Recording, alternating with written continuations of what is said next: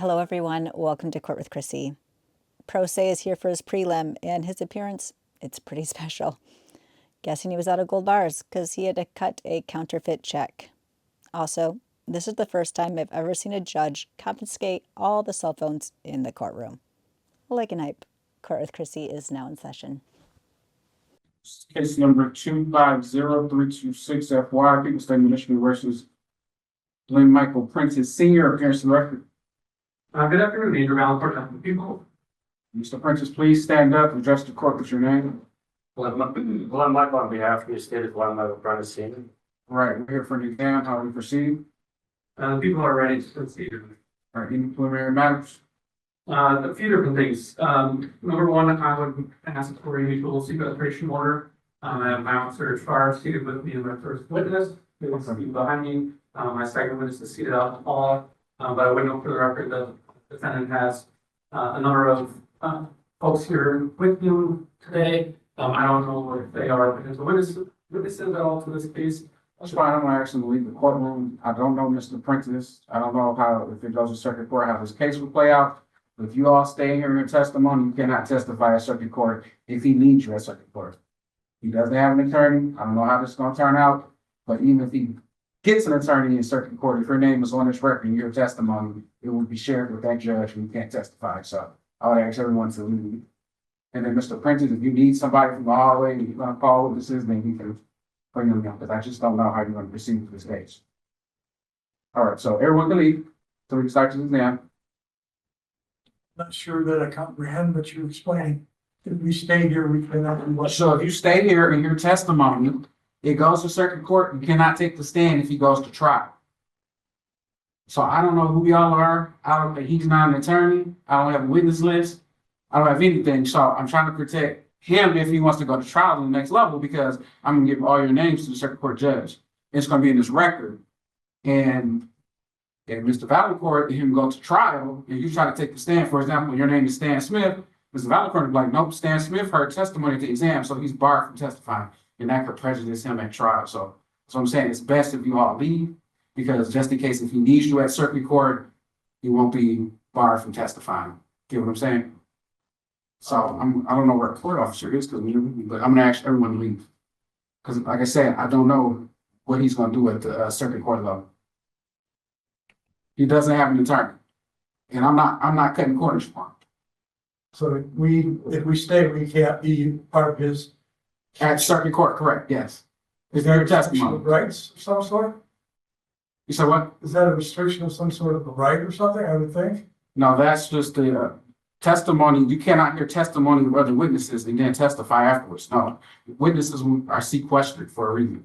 They keep their testimony pure and not made up. So if you're going to, I'm going to ask you again, everyone to leave. Like I said, I don't know. None of these people will be witnesses there. Okay, well, I'm gonna get all their names for the record. So, sir, right there in the shirt, stand up. Yep. You, what's your name? I'm known as Michael. Michael, what's your full name? By hearsay, it's John Michael Hayes. That's your real name, John Michael Hayes? It's hearsay. I don't know. I wasn't there when I was born until I came out, and I don't know. All right. I'm just known as, I've been known as Michael for all my life. Sir, what's your name? Is the next one? Norman James Villani. Norman James Villani? Yeah. All right. Sir, what's your name? There, long hair, stand up. No, back row. Sit down, sir. Davis. Say it again. Christopher Davis. Christopher Davis. All right. Sir, back there in the corner, blue shirt, what's your name? My name is Michael Lewis. Michael Lewis. All right. Sir, right here in the front row with your black shirt, what's your name? Robert Vogt. Robert Vogt. Vogt. Vogt, V-O-L-T. V-O-G-T. Oh, B-O-G-T, I'm sorry. All right. Ma'am in the back row with the black and white shirt, please stand and please stand. State your name. Christine Marie. All right. Behind you, what's your name? Carol T. Carol G. All right, so all your names have been preserved for the record. If you leave now, I would say these people have left, but if not, you take a testimony, you cannot testify at circuit court. All right. So you may call your first witness, Mr. Knight. I do have two other preliminary matters, Your Honor. Okay.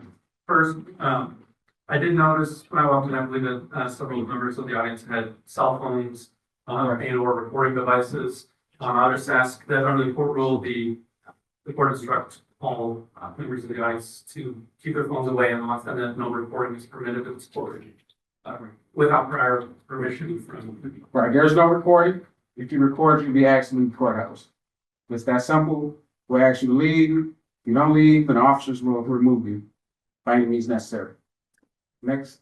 And then the final preliminary matter, Your Honor, under MCR 6.005, defendant does have the right to represent himself.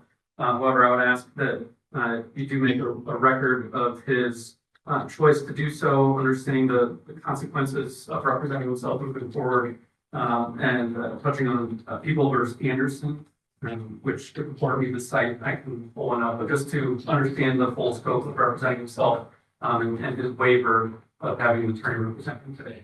Okay. Any other preliminary matters? That is all preliminary. All right. You may Mr. Prentice, as stated, you had an opportunity to have counsel here. You've chosen to represent yourself. Is that correct?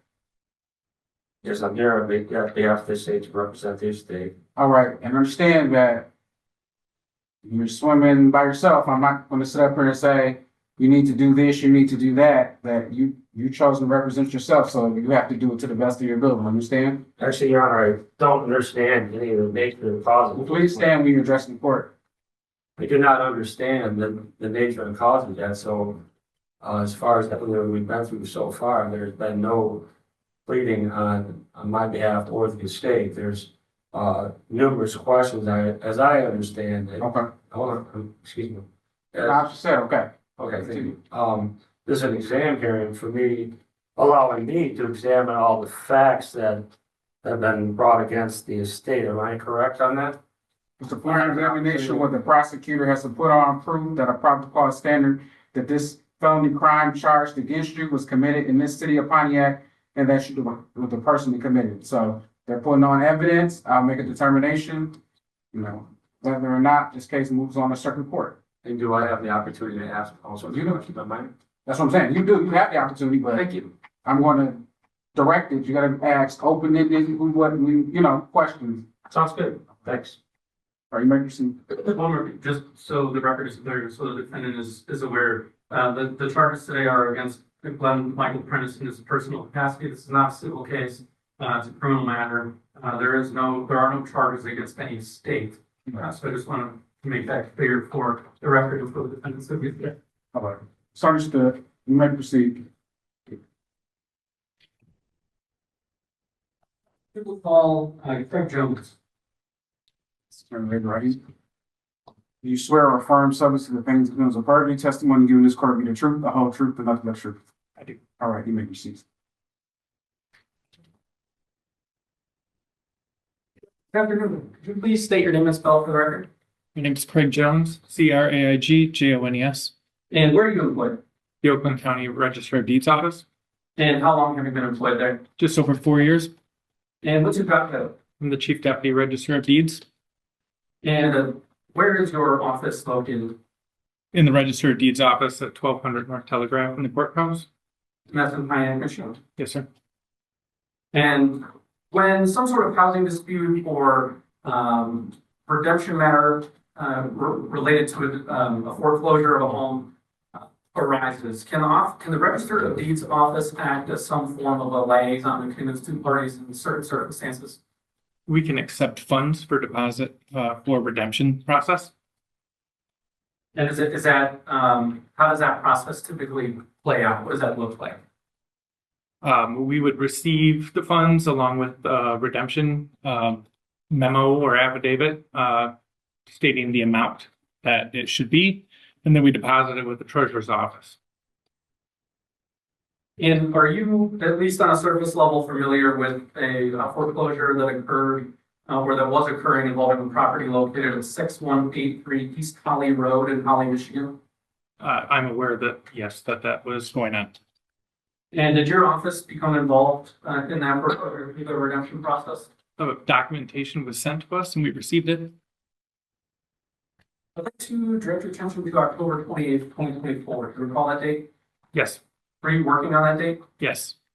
Did you receive anything unusual while at work that day in the mail? We received a package of some documents along with the check. And what if anything was unusual about the contents of that package? It had more documentation we would normally receive for a redemption check, and the check didn't look like a normal redemption check we would receive from like a certified check from a lender, or on behalf of from a bank on behalf of a person. And what stuck out about the difference, and what stuck out to you about that aspect? Yeah, again, there was ample documentation that was received with the check that was unusual, and the check, I believe it had individual's name on it. Again, instead of like a bank or a lending body to have the check where the check would be from. And what name was that on the check? I would have to look at it again, but I believe it had Glenn Prentice's name on it.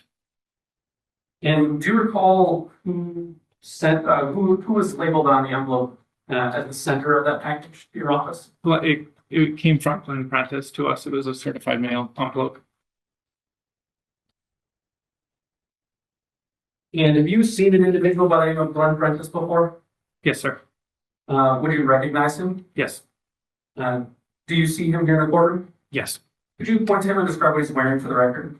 He was wearing a blue shirt, sitting there at the defense table. Yeah, the record reflect that the witness that identified the defendant. So no, Would you recognize the check that was presented to your office in that package? Yes. Your Honor, at this time I'm showing defense proposed exhibit 1. May I approach the witness? Matt, What about this evening?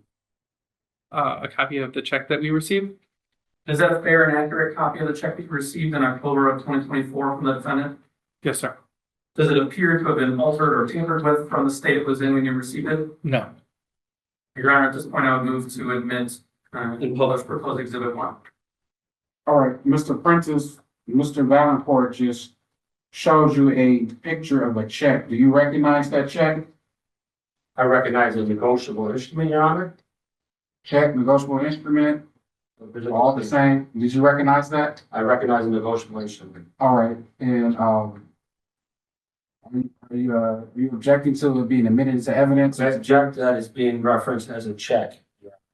Oh, It's not a check, it is a negotiable instrument, there's a distinct difference, sir. I went to law school and I understand the difference. We have to study it to pass the bar exam.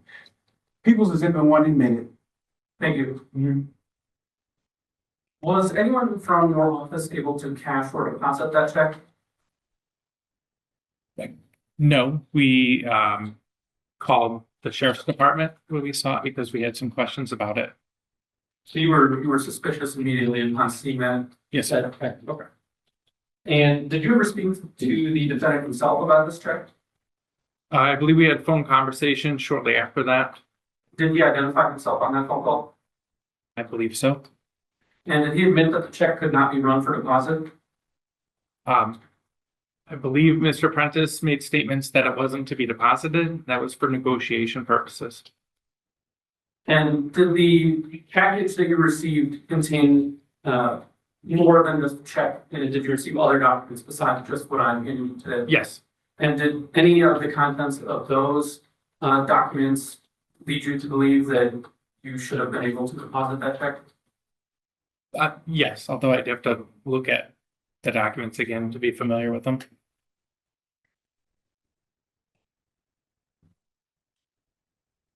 Your Honor, may I briefly take a second and grab another potentially? That's fine.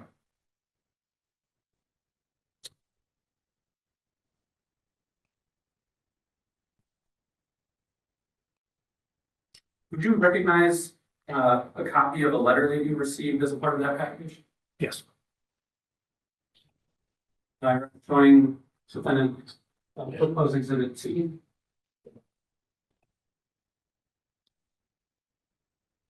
I will go over that. It is not yet marked. I will mark it as soon as I'm able. There you go, sir. May I approach witness? Hearing the witness proposed exhibit 2.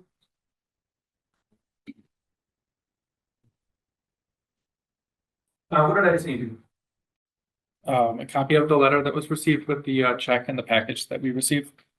Does it appear to be a fair and accurate copy of that letter you received? Yes. Has it been altered or tampered with in any way to your knowledge? No. I would move to admit proposed exhibit 2 to publish. All right, those documents you just were handed, Mr. Prentice, do you recognize those documents? Your Honor, for the record, Please stand when addressing the court. I'm I'm objecting. deaf when you talk and you don't stand. I apologize. All I right. object that this is kept referring to as a check when it is not a check. Sir, we're not even talking about the check. We're talking about the documents you were handed. Do you remember the I'm past the check, negotiable instruments, piece of paper. Thank you. Do you recognize the documents you were handed? I do. All right. Any objection to the amendments into evidence for the record? Yes, that's fine. Admitted. Before I continue, I just want to make note for the record, I do believe the defendant has a cell phone and recording on the table. All right. So at this point, if you're not an attorney with a license, please hand your cell phone to one of the court officers or you can leave my courtroom. And I'm not going to repeat myself. So if you have a phone, after I told you to hand your phone to the officer, you'll be held in contempt of court. Except Ms. Kazmaka, she has a bar license. She's okay. The two ladies in the back, please give your phone to, I don't care. Don't argue, don't talk, or you can step out. Over here, is everyone phone? All right, we can put them somewhere. They know where your phone. We have our own. Are you fine, sir? You could have this phone. All right. All right, taking a look at exhibit 2, which has now been admitted. Could you take a look at paragraph 2 of that letter and read for the court the second line of that paragraph? Yes. Paragraph 2 says, I have to have the ability to process secured transactions using lawful U.S. currency. Today, the remedy is collected at 31 USC 5118D12 to discharge all your liabilities by your birth certificate banknote bond, which you covered into your minor account 31 CF. Sorry to interrupt. Is that from the paragraph labeled as paragraph 2?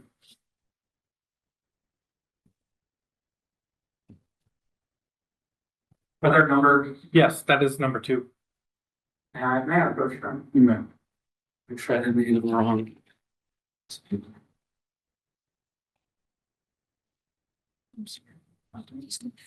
I apologize, Your Honor.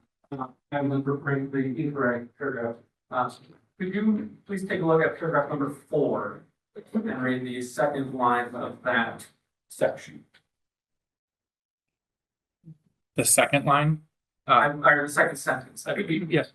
I provided you with U.S. currency in the form of a negotiable instrument that can be deposited to your bank as a negotiable instrument with specific instructions on how to handle the instrument. Thank you. Did the package that you received from the defendant contain any additional documentation regarding this redemption payoff amount for the property in question? Yes, there was a redemption letter along with the rest of the documentation. And do you happen to recall either the exact amount or roughly what the amount for that redemption payout was on that document? The amount was just over $264,000. And what was the dollar amount on the check that you received from the defendant? $265,956.65. And just to be clear, was anyone from the Register of Deeds office ever able to cash or deposit that check or document that you received from the defendant at any point in time? After we called the sheriff's department, we did not attempt to deposit the check because it was deemed not depositable and not valid. I have no further questions. Please. Mr. Prentice, you have to ask some questions if you want to for cross-exam, but you have to do it at the podium. There have to be question forms too. That new, Mr. Jones. So. This is the second time we've met, correct? Do you remember the first time that we met, sir? I don't remember the exact date. I know we've met it. We've only met, this is the second time, I would refresh, we met, 10:16 a.m. July 6th of 2026 at the Oakland County Register of Deeds. Yeah, I would object, I don't believe that is a question. Right. You need to ask questions. Okay. Who, what, when, where, how. You have to end with a question. Remember meeting July 6th, 2026, when I filed a notice with the Register of Deeds. There was a gray haired lady standing there, and we had a brief discussion. Yes. Thank you. At that discussion, do you remember me saying to you, you said to me that I'm different to you, and I had said two exact words. That cannot be because this is the first time we met. Is that correct? Objection, and that's hearsay. He was there. All right, sustain. Do you agree that that was the first time? Correct. I believe we've met before in the Register of Deeds office, but I can't remember the exact date.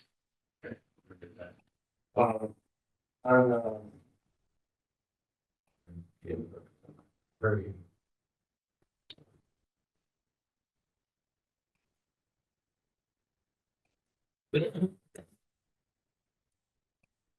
From, I do have a question for the assistant prosecutor, Your Honor, is that okay? You can ask them off the record. Okay, off the record. You can, I mean, a question, you can ask them, you whisper in his ear, say, hey, I don't know. I need clarification. Hold on 1 second. Go talk to him quietly. This packet here. That can definitely prosecute some. Also, if we go to ACU. For administration. If they agree, and your office said this was burning, and disclose the Probably, yes. So nothing. Sparling with that public stories. Anything that I have as a sense would have been included in that package. Thank you. I just wanted to clarify. So I have read through the prosecutor's package. Which, as I understand it, and correct me if I'm wrong, but it appears that the victim in this, the Craig Jones, is that correct? Are you the victim here?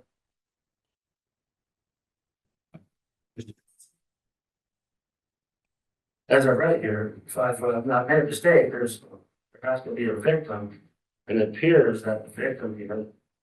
Yes, if the complainant is Craig Jones, that would be the victim. Is that a correct statement? I mean,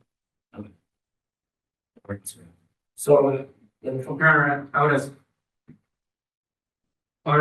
some question. I believe the defendant or the defense is calling for a legal exclusion from. Can I approach Your Honor? Right, it's not the victim. They could have wrote his name in, they could have wrote in the register of deeds. I mean, he's just the employee of the register of deeds, so he was the person who responsible. So he would be the best person to testify as to what allegedly occurred. Okay, so So that's why his name is on the complaint. may I approach What are you approaching with prosecutor's documents? To refresh the recollection? You just can't approach with documents there. I just want to make sure that he sees that his name not signed anywhere. I don't see I how. don't see a Craig Jones sign on here. Okay, that's fine. Let's move on with the Okay, so question. Your Honor, my point is, No, there's no point. Ask questions about the uttering and it punishing. says the complaining would, We don't care about all that. We care or the about, complaining witness's signature is blank here, but it was never signed by the complaining witness. So, you're looking at the complaint. I signed the complaint. The officer signed the complaint. I signed the warrant. That is irrelevant. Let's get to the uttering and publishing. Let's talk about the check or negotiable instrument. well, Let's talk about that. the instrument itself. Well, let's ask question to Mr. Jones. This is why we need attorneys. No, Your Honor, This is why we need attorneys. Your Honor, I understand, but the nature and cause of this entire thing, you guys are moving forward on the fact of what the prosecutors admitted here. We don't They have, have the right to press charges in the state of Michigan. I've never The received a prosecutor can press charges. They can do that, they can do that, but there also has to be a signed warrant. which there was, because I signed it. I looked at it. I was like, oh, I remember this case. I swear to you, I signed it back on March 17, 2025. Last time I checked, I was a judge. So let's get to the othering and publishing. If you need a timeout to go in the hallway to recollect, please do so. Because this exam is going to be done I today. don't need to recollect. All right, so let's talk about the uttering and publishing. Let's get to the check. Let's get to that, or There's negotiation. no further questions for Mr. Jones on that, but I do have other questions regarding. All right, so you have no other questions about the check? Regard to, so the fact is that we've met the one time. The fact is that there's been no issues between him and I. I don't understand how that goes to the charge of being other and publish as Your true. Honor, Your Honor, I've asked repeatedly when I was picked up, I asked in jail, Mr. Here, I've not seen a warrant, Your Honor. Mr. Prentice, Yes, Your Honor. you were advised of the charges at arraignment. You were advised, you have the complaint, you know the charges. Whether you want to accept to believe the charge against you, that is not my problem. You've been advised of why you're here, and we're trying to get to the point of the other and publishing. Your I'm Honor, trying to make a determination today whether you go to circuit court or the case gets to dismissed. see the warrant, Your Honor. You have the warrant. I don't have the warrant, Your Honor. This is what I was told, Your Honor, if I may approach. You may not, stay right there. This is what I was told by a special investigator at the prosecutor's office, that this was the warrant. And I said, are you sure? He said, yes. I then went to this court here, to the court administrator's office. If Michael McLeod was not here, I met his assistant, who I have his card. He verified that this was the warrant. What I have here, all I have here in my hand is, Mr. Villan, how do I say it? Valencourt. I have Valencourt's signature, I have no signature.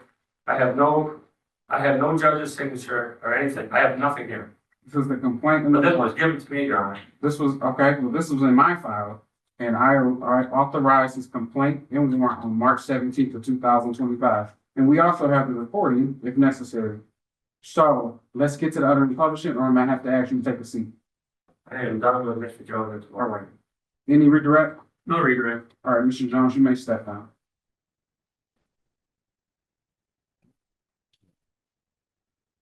Free to leave, Mr. Jones. Thank you, Your Honor. People call, Deputy Theodore Reindress. And, my officer charge is retrieving from his home. Then Mr. Jones, please vote. Back to the prosecutor.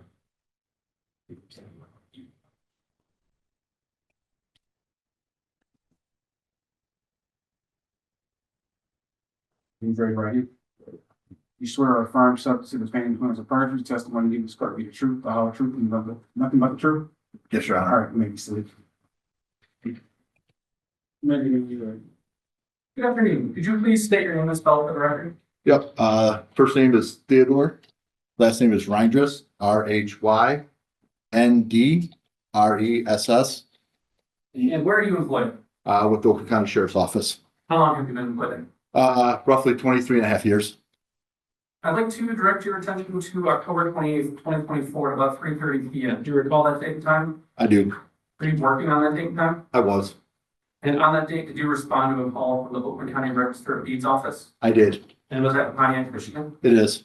And who did you meet with when you arrived there? Mr. Jones, supervisor of the deeds office. And what did Mr. Jones provide you with when you arrived? He provided me with some documents of what appeared to be looking like checks and some emails and stuff. And would you recognize a copy of that check? Yes, May I approach the witness? You may. I'm approaching with admitted exhibit 1. Is that the check that you reviewed that day? it is. And what observations did you make about that document? Just looking at the check, how it said certified funds, some of the language on it, the way it came from also an LLC, and the amount and stuff just didn't seem normal, I guess you could say. And were you able to conduct an investigation into the information on that document? I was.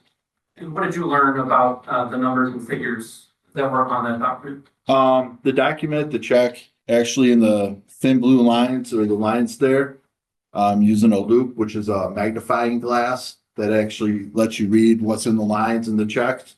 They have writing in there, and in the writing on the thin blue line on this one said microprint. And then also I used app called, or a Google search for, it's called bankcode.net. And what that does is you can put in routing numbers or account numbers to see if they come back legit or not. And as I did that, both the routing and the check number came back with negative results. And what's the significance of, you mentioned you could read microprint, what's significant about that? So the microprint on, if you're printing checks and whatnot, in your thin blue line or in the lines around the checks, there's writing in it. And what that indicates is that it's a legit, or it could be a legit check, because when you print them off from a copier and whatnot, it's only a solid blue line. So the banks do it for a kind of a security feature. And during the course of your career as a police officer, you received some amount of training into determining whether a document is legitimate or not. I've had some detective training, yes. And were you able to use that training and experience to make a determination as to whether or not the check that you examined that day was in fact legitimate or not? I was. And what conclusion did you come to? The conclusion I came to is that it appeared to be fraudulent. Was it your determination? Were you able to determine whether or not that check could have been deposited or cashed at a bank? That I could not. But you were able to determine that the document itself was not a valid check. That is correct. Just by some of it, again, with the wording and some of the writing, it did not look authenticated or right. Based on your training experience, would a document that was determined to be an invalid check be able to be deposited for cash at a bank? It should be no. I have no further questions. Cross exam. Yes, sir. I didn't run fast. I couldn't get Steve. How do I spell your last name? Rhyndrass, it's RHYNDRESS as in Sam. Thank you. Mr. Rangers, I'm using this certified funds from the prosecutor's office. Can I approach him with show this document? That was admitted to evidence, that's fine. Absolutely.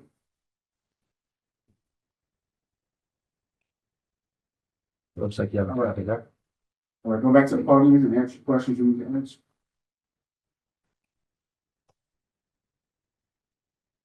So looking over this, on the top left, where it says payable through, you see Glenn Michael Senior.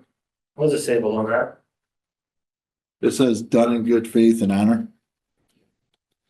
Who was the instrument addressed to? I'm sorry, can you repeat the Who question? was the instrument addressed to? It says Utica County Circuit Court. Do you see anywhere on that instrument that was addressed to the Register of Deeds? I do not. Thank you.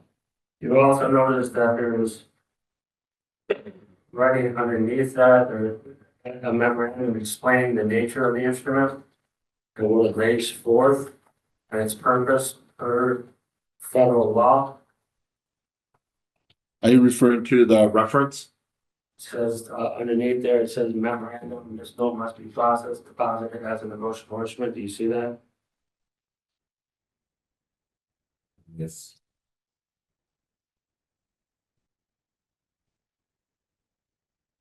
Oh, I'm sorry. Yes, I was looking at the check. I do see what you're talking about now, the part underneath the check, yes. So, on we're talking, this was submitted as a three-part instrument, much like when companies or other people doing business, as you quote unquote call them, check, they have the removable portion. You understand that? Yes. Okay, so this removable portion was included with the instrument, explaining everything in detail about this. And it also, it clarifies in here, exactly what, did you research any of the information on the memorandum that was submitted to it?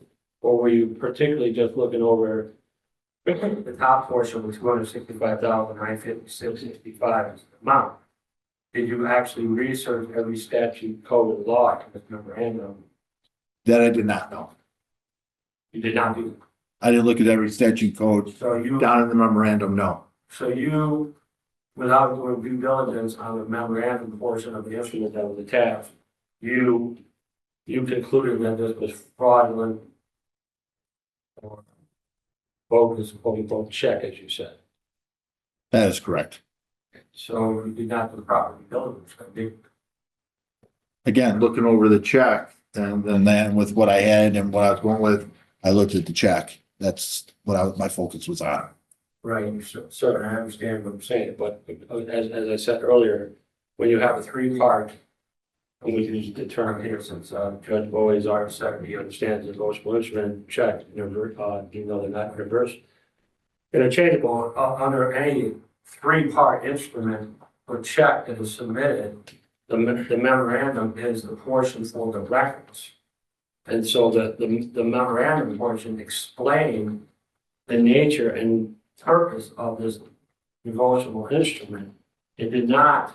You have a question? Yeah, the question is, and I just want to be sure that Mr.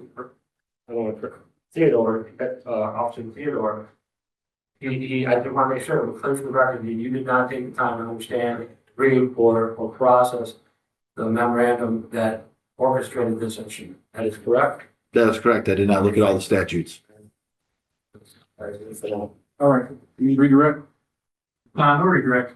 Deputy Ryan's resting and stuff now. The people rest. Okay.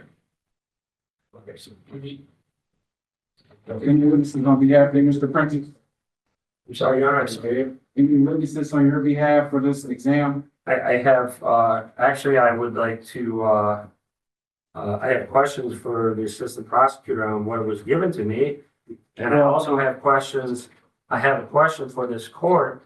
Mr. Ryan, Mr. Prentice, I need you to answer the question I'm asking. The prosecution is resting. I'm asking, do you have any evidence you need to present? Yes, I do, Your Honor. I have evidence to present. Do you have witnesses you want to call? I don't have witnesses. I have evidence that is, So hold on. You can only get evidence through witnesses. So you're not presenting the case. So you're resting, is that correct? no, I'm not, Your Honor. I have a very unique question, Your Honor, as. I'm trying to be patient. You can only get evidence. So evidence in court is not questions.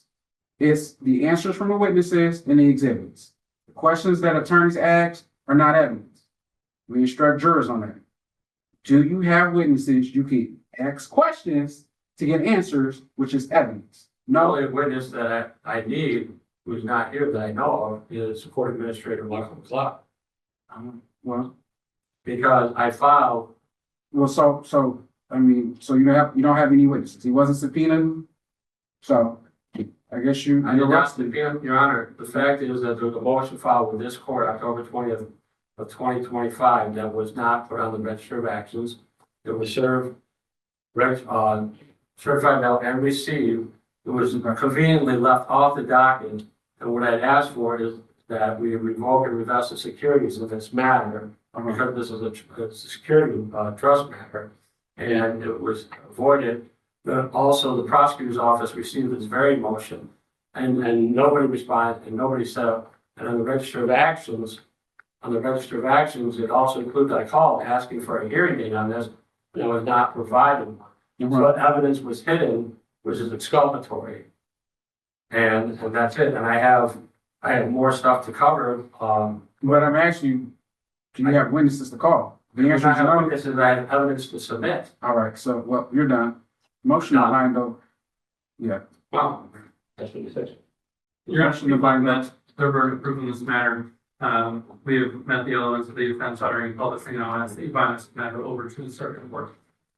A response to his motion to bind over, Mr. Prentice? I do not consent to that, but you apparently want to do what you want to do. The fact is that, I am going to appeal these decisions. And I will be referring this to federal court. I will provide, notice of intervention, that I will be filing downstairs. I will have it with the first copy, I'm gonna give you a copy.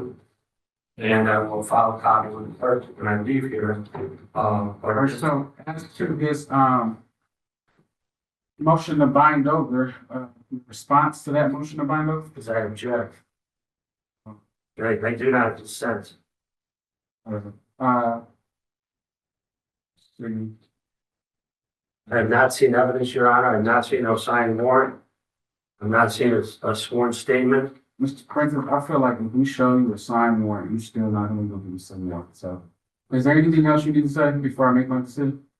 Your Honor, I had asked him off the record, the prosecuting attorney, I asked him off the record if this was everything. Everything was given to me. Nothing was signed. I do not have the evidence. You want to bind over to a circuit court case, you have been not providing evidence. I also have 11 blank pages with barcodes from the prosecuting attorney's office that I would like to know was on those blank pages. I have a myriad of questions. If you want, I would like to put the assistant prosecutor on the stand and ask him questions throughout the package that he gave me, and they're denying me the evidence that you want to try me for. So yeah, I have a lot of questions, Your Honor. Well, it seems like you want to move the way you want to move to bind this over to the Sixth Circuit. But the fact is the prosecutor is withholding evidence from me, and Alright, well, I'm not seeing it. And I do not understand the nature and cause of these charges here, and the fact that T-Land is on the prosecutor's office and he's not here for testimony today is kind of troubling. Because even in his paperwork, he saw no actionable offense against me. And yet, he's not here to take examine. And he's top of the list of the prosecutor's stuff, it's right on the documents. okay. Where is he today, please? At the exam, they can call whoever they want to call. This is not trial. Once again, Judge Bowie is not running this the way he wants to. He's running this the way the law says it should be ran.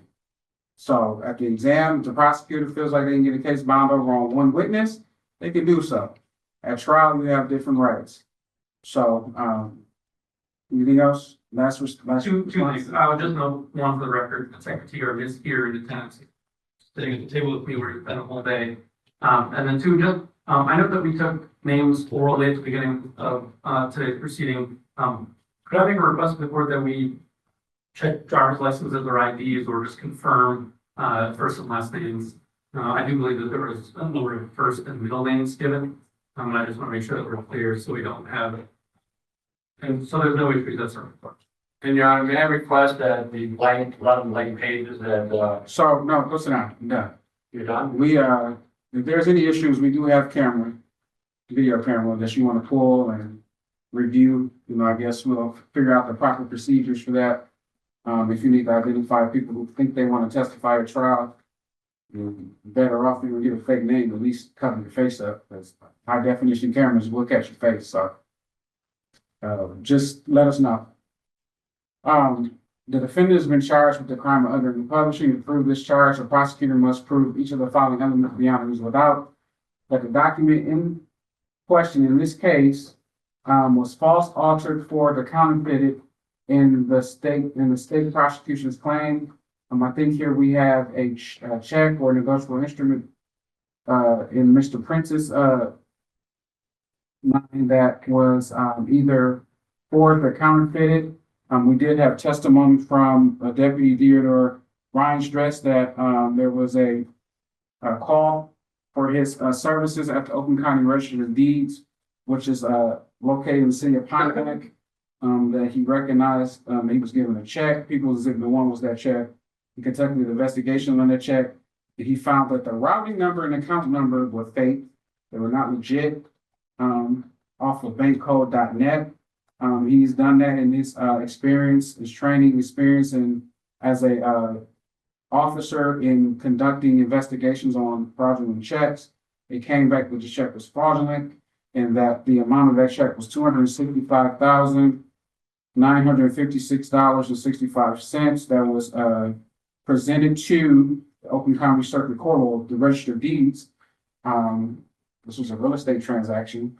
The Circuit Court don't accept checks for real estate transactions because the Register of Deeds holds all deeds to properties within the county of Oakland. I think a little of research would unveil that fact. Second, that the defendant represented either by words or action or both that the document was genuine and true, and offered it and presented it. I mean, obviously, he wrote a check out. He presented to the Register of Deeds. It was to redeem a foreclosure. So his actions and his words both indicated that he wanted that check to be used to be cashed to take care of his property that was foreclosed on at 6183 East Holly in Holly, Michigan. I think that second element is met. The third element, the defendant did this when he knew that the document was false, altered, forged, or counterfeit. Mr. Prentice knew that that check was not drawn on a bank or financial institution, that when he presented that check will not been able to be cash. And so he understood that that check, when presented, was forged or counterfeit. And fourth, that he did this with the intent to defraud or cheat someone. And I think that element is met as well. Presenting a false check to someone, knowing that there's no money or it's not drawn on a financial institution or that check will come back bounced, is showing a specific intent to defraud or cheat someone. So I think that people have met their burden of proving probable cause as to all four of those elements of uttering and publishing. And Mr. Prentice is bound over Sixth Circuit Court as charged for further proceeding. His bond is continued. His arraignment date will be 10 to 14 days from today. The Circuit Court will reach out to you, Mr. Prentice, and let you know you're all set. We're gonna go do it out of the court. Thank you. Out of the, do it outside of the courtroom.